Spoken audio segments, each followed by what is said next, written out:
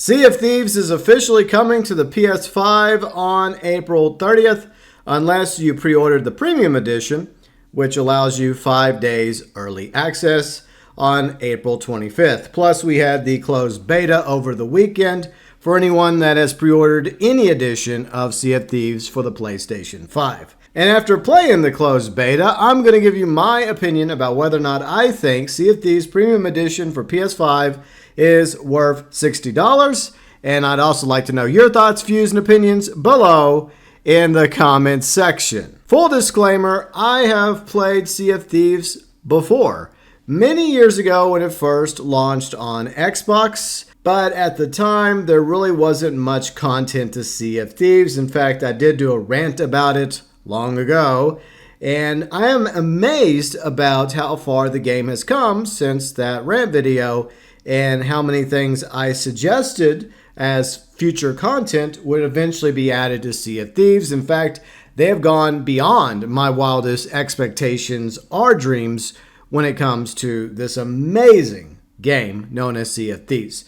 Props to Rare for staying the course and continue to make this an amazing game.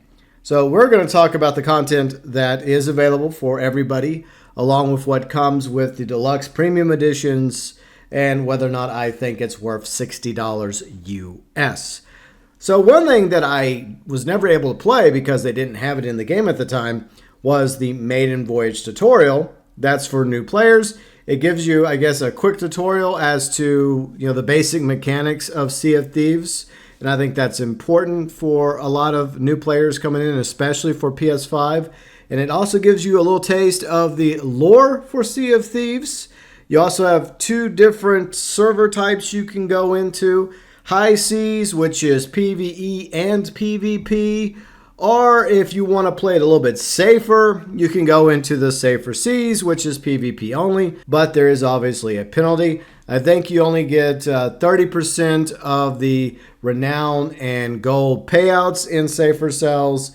And there's other things that are locked only to the higher seas. I believe that most players are going to prefer playing in high seas, but I can see why there are those that would rather stay in the safer seas, because even though it is 30% gold for everything you're doing in safer seas, 30% is better than 0% because you do have other players and ships to worry about, especially the Reapers. But if you have a really good crew and you get very experienced, then I think your success rate in carrying out missions for the various guilds and getting paid will make adventuring around the high seas well worth the risk. You may not always have a successful mission, but overall, I do think that most players prefer the high seas over safer seas. It's kind of like the kiddie pool. It's a good starting place for new players, which I would recommend. But eventually, you do want to take off the training wheels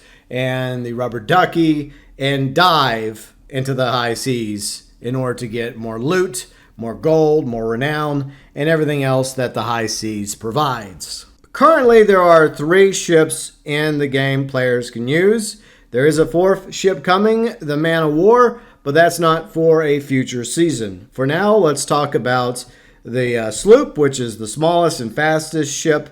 That is 1 to 2 players. It's a very easy ship to manage by yourself or with a friend. The Brigantine is for 2 to 3 players. And the biggest but slowest ship is the Galleon, which is 4 players in order to make up the crew of the Galleon. Obviously, all 3 ships have strengths and weaknesses depending on how many people you wish to play with, as well as your play style. You start off by chartering one of these ships, and eventually you can make enough gold in the game to actually buy your own sloop, Brigantine, or Galleon, but they're not cheap.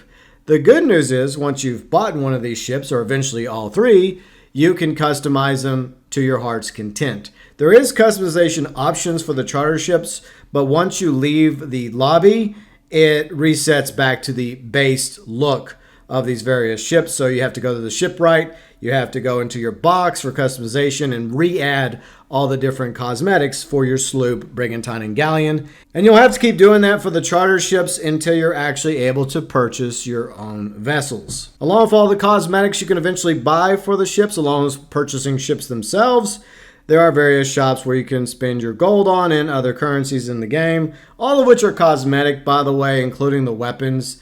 The blunderbuss, the pistol, the sniper rifle, the sword, all three of them have the same stats. What it comes down to is the pirate wielding the blade or the gun, not the weapon themselves, but there is various cosmetics for the weapons, clothing, equipment, and other items you can get via the shipwright once again for your vessels, the Pirate Emporium, which I believe is the microtransaction store. You can also purchase pets at the Pirate Emporium. So that is coming with the full game for PS5, are available for players on Xbox and PC.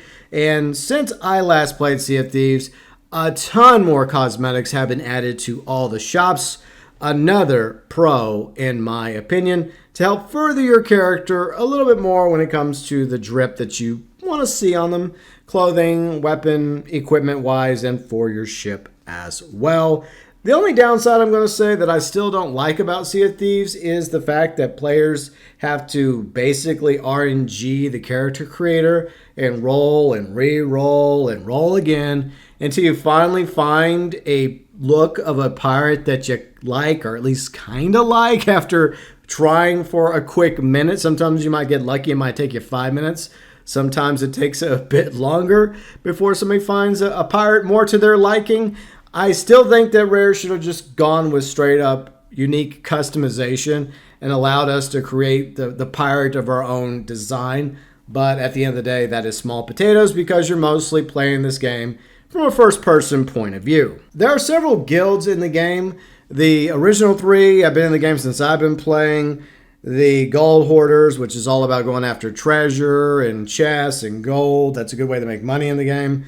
The Order of Souls is, bounties for various pirate NPC captains that you can go after, along with the Merchant Alliance, which is another one of the guilds. The Hunter's Call, the Reapers, the Servants of the Flame. Eventually, you'll be able to decide which of these guilds you want to become involved with. Whether it's all the guilds or certain guilds specifically, that's entirely up to you. As you sail around exploring the islands, shipwrecks, looting, fighting, pillaging, encountering and battling the Kraken, Megalodons, skeleton ships, and other players as well. Plus, there's also the Tall Tales story missions, some that are unique to the lore of Sea of Thieves, and a couple of others based off of pirate-themed IPs. Pirate's Life, which is based off of Jack Sparrow, and of course Pirates of the Caribbean. And then Legend of Monkey Island, which is based off of Curse of Monkey Island, and much more. Rare also has seasons, just like most live service online multiplayer games, in their own version of the Battle Pass, known as the Plunder Pass, and more content planned for Sea of Thieves throughout the rest of 2024, and most likely, hopefully beyond, especially since new pirates are joining the Sea of Thieves community, thanks to it coming to PS5 on April 30th, or April 25th, if you end up getting the premium edition, which is what we're going to talk about right now. So what comes in the premium edition? Obviously, the full game. There's also some exclusive pre-orders that come with all three versions of the game if you pre-ordered it. You get a unique weapon customizations. I think you get a parrot with like 3 different skins.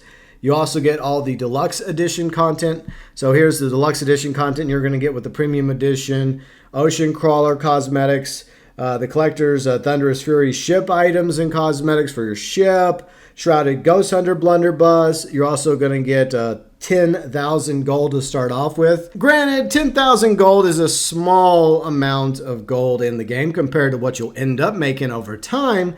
But from a starter perspective, It'll help you go into the various shops in order to maybe buy a couple different cosmetics that you might be eyeing, whether it's in the clothing shop, the equipment shop, weapon shop, or perhaps even something for your ship. So along with all the deluxe edition content, this is what you're also getting with Premium Edition. 5 days early access. You get to start on April 25th for PS5. You're also going to get the Dark Warsmith ship set and costume, and the Season 12 Plunder Pass, as well as the Diabolical Dog Pet. So overall, that is all the content you will get with the Premium Edition of Sea of Thieves for $60 US. And yes, I think that this game is definitely worth $60. If you don't think it's worth $60, maybe it's worth $50 to you, which is the deluxe edition. Or maybe $50 is too high and you don't care for the 5 days early access or the other goodies. Maybe you just want the standard edition of Sea of Thieves, which is only $40 US. A far better price than another pirate game that just recently came out. But in my opinion, I think that the best deal is Sea of Thieves Premium Edition for PS5, especially for everyone that has been waiting patiently on the PlayStation for years and years for Sea of Thieves to hopefully maybe find its way over to the PlayStation consoles. Well, that time is upon us on April 30th for everyone on PS5, or April 25th if you happen to have pre-ordered the Premium Edition of Sea of Thieves. Very excited to be setting sails once more in Sea of Thieves on April 25th because, yeah, I pre-ordered the Premium Edition. I feel like it's worth $60 to me, but the question is it worth $60 to you? Thoughts, views, opinions, welcome as always below in the comments section.